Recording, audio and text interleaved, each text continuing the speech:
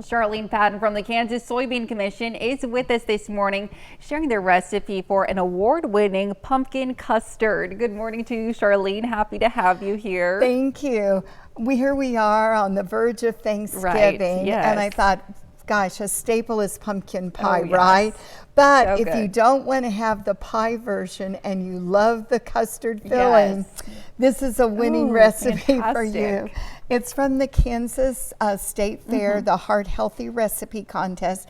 She got third place in the dessert category, yes, and I'll let you tell who that is. So out of Sterling, Kansas, it was Joyce Conrad who got third place for this. So yes. Congratulations to Joyce. Wow. So we're starting out with our pumpkin here, a cup and a half. You're going to add the spice there, and that is 1 teaspoon of cinnamon, and then we have some cornstarch we're going to add in. That'll help with the thickening a little bit. We'll add that, and then we have our eggs. That is 3 beaten eggs that I did.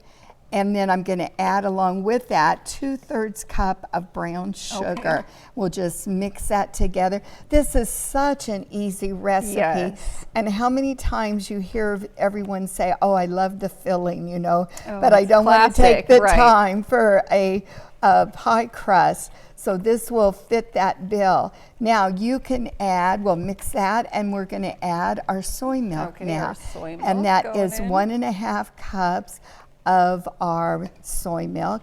And I'm going to just switch now to our whisk, just to whisk this a little bit.